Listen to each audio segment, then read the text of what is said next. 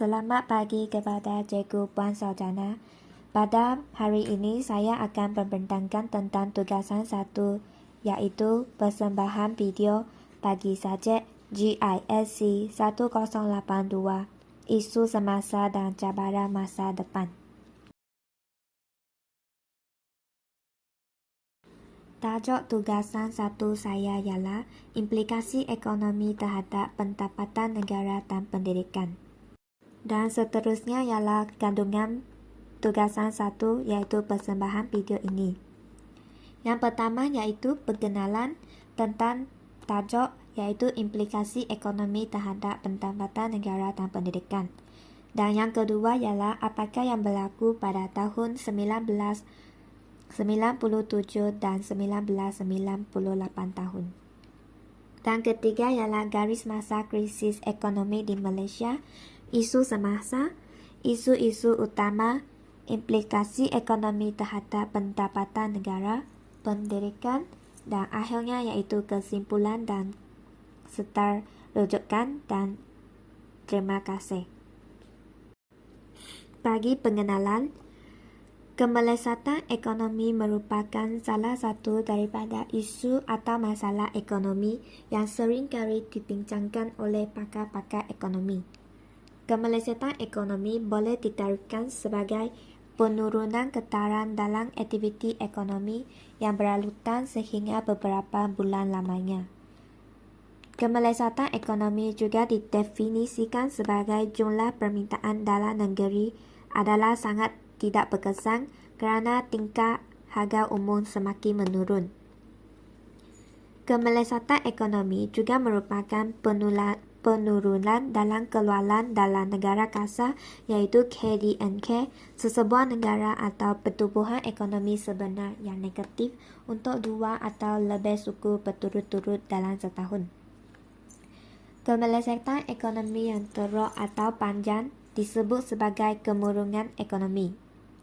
Sejak tahun 1997, ekonomi Malaysia telah mengalami pasang surut beberapa kali disebabkan oleh berbagai faktor yang sebahagian besarnya berpunca daripada faktor luaran, memandangkan Malaysia mengamalkan konsep ekonomi terbuka, iaitu perekonomian yang berinteraksi secara bebas dengan perekonomian negara lain. Dan seterusnya ialah apakah yang berlaku pada tahun 1997 dan 1998. Krisis Asia bermula pada pertengahan 1997 dan mempengaruhi mata wang, pasaran saham dan harga aset beberapa ekonomi Asia Tenggara. Ini bermula dengan kejadian di Amerika Selatan, pelabur barat kehilangan kepercayaan terhadap keamanan di Asia Timur dan mulai menarik kembali wang pelaburan mereka.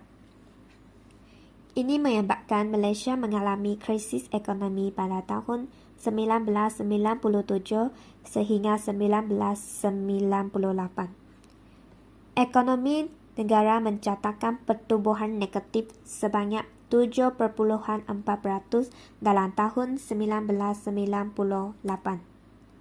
Semua negara yang dilanda krisis mengalami kejatuhan nilai mata wang, nilai pasaran saham dan kejatuhan nilai aset. Serangan spekulatif ke atas mata wang di beberapa negara Asia Timur termasuklah ringgit. Indeks KLSE, iaitu Kuala Lumpur Stock Exchange, menjunal dari 1020 mata kepada paras di bawah 600 mata. Nilai ringgit merosot sebanyak 50% daripada RM2.50 kepada RM4.10 bagi setiap dolar. Pada 2 hari September, Perdana Menteri 1998 mengambil keputusan mengadakan kawalan modal dan meletakkan nilai ringgit pada 3.8. Kemudian saya akan menerangkan tentang garis masa krisis ekonomi di Malaysia, iaitu pada tahun 1997 dan 2008 tahun. Pada tahun 1997, krisis ekonomi di Malaysia dimulai di Thailand dan telah mempengaruhi mata wang, bursa saham dan harga aset di beberapa negara Asia. Pakar-pakar ekonomi telah berpendapat bahawa negara China pada ekonomi nyata adalah sebagai faktor penyumbang krisis ekonomi ini. Hal ini mempengaruhi mata wang, pasaran saham dan harga aset beberapa ekonomi Asia Tenggara. Pada tahun 2008 pula, krisis ekonomi ini terjadi melihat dari beberapa peristiwa hingga berlakunya kegawatan ekonomi di seluruh dunia. Hal ini telah menyebabkan harga minyak tinggi dan sekaligus meningkatkan harga makanan. Pada awal tahun 2008, ramai pemerhati percaya bahawa kemelesatan sudah melantang Amerika Syarikat. Setelah rantau Asia dilanda krisis kewangan dengan teruknya, berbagai langkah pemulihan telah dilaksanakan untuk merangsangkan semula aktiviti ekonomi negara masing-masing. Menurut Profesional Farijo Onida, salah seorang pakar ahli ekonomi antarabangsa, Malaysia bersama-sama dengan Korea Selatan dan negara Thai merupakan antara negara yang paling cepat keluar dari perangkap krisis ekonomi ini. Isu semasa iaitu COVID-19 yang menyebabkan kemelesatan ekonomi di negara kita. COVID-19 telah menyebabkan krisis ekonomi bermula pada hujung tahun 2019 dan mempengaruhi ekonomi negara kita. Penularan pandemik COVID-19 telah terus menunjukkan lonjakan di peringkat global. Ini memberikan impak kepada momentum pemulihan ekonomi dunia. Penularan tempatan meliputi 99.7% daripada catatan harian melibatkan jangkitan dari kalangan warga negara Malaysia. Gambar di sebelah sini menunjukkan bahawa COVID-19 telah menyebabkan ekonomi di negara kita semakin menurun. Dan seterusnya ialah isu-isu utama yang mempunyai 3 isu utama yang menyebabkan kemelesatan ekonomi di negara kita. Isu yang pertama iaitu keperluan mematahkan pertumbuhan keluaran dalam negara kasar iaitu KDNK. Kesan daripada kemelesatan ekonomi global pada tahun 2009 dan seterusnya ialah usaha mematahkan kedudukan kewangan awam atau public finance yang mengalami defensi sejak tahun 1998. Dan ketiga ialah hasrat untuk merobak beberapa dasar bagi meningkatkan daya saing negara serta mencapai model pertumbuhan berasaskan pendapatan nilai tambah yang tinggi. Dan sekarang saya akan menerangkan secara lebih detail dan lengkap tentang ketiga-tiga isu utama ini. Bagi isu pertama pula, mengambil pengajaran dan mencari pengalaman daripada usaha yang dilakukan untuk mengatasi krisis ekonomi pada 1986 serta 1997 dan 1998 tahun. Bagi tahun 1986, Malaysia terjejas akibat kejatuhan harga komoditi dan kedudukan kewangan awam yang lemah. Kejadian bertindak liberalisasi telah mengatasi masalah ini. Hal ini telah mengurangkan cukai dan mengawal perbelanjaan awal bagi memperbaik iklim pelaburan swasta. Ekonomi menjadi pesat semula pada kadar 8 hingga 9% setahun sepanjang tempoh 1988 hingga 1997 tahun. Bagi tahun 1997 dan 1998 pula merupakan East Asia Financial Crisis. Hal ini berpunca dari aliran jangka pendek yang tidak terkawal, serangan ke atas mata wang dan kegiatan hand iaitu hasil yang tidak pasti. Kerajaan telah berjaya menstabilkan wang modal menerusi MTEM iaitu Majlis Tindakan Ekonomi Negara, menetapkan mata wang serta meningkatkan permintaan agregat menerusi pembelanjangan awam dan kewangan. Dan juga dibantu oleh kedudukan pasaran ekspor pada masa itu. Oleh itu, Malaysia telah berjaya keluar daripada kegawatan ekonomi dengan sendiri tanpa menggunakan dana kewangan antarabangsa IMF. Pada tahun 2009 pula, krisis ekonomi yang lebih mencabar berlaku. Hal ini menyebabkan hampir seluruh ekonomi dunia termasuk China dan India tergugat dan terperangkap dalam kelembapan ekonomi. Ekonomi Amerika Syarikat juga tidak menentu dan negara maju seperti dalam Kesatuan Eropah dan Jepun. Sektor ekspor kurang memainkan peranan memulihkan keadaan ekonomi. Kesan pakej rangsangan ekonomi hanya berputar dalam sektor domestik. Dan pasaran domestik tidak sebesar seperti di China, India dan Indonesia. Oleh itu, pasaran domestik tidak mampu memacu pertumbuhan positif di negara bagi tahun 2009. Bagi isu kedua pula, kerajaan berhadapan cabaran mengawal perbelanjaan dan meningkatkan hasil. Pergawalan pembelanjaan terhad kerana beberapa jenis pembelanjaan operasi, seperti monumen, gaji dan allowance, geran kepada negeri-negeri dan kerajaan tempatan, bayar hutang awan serta subsidi.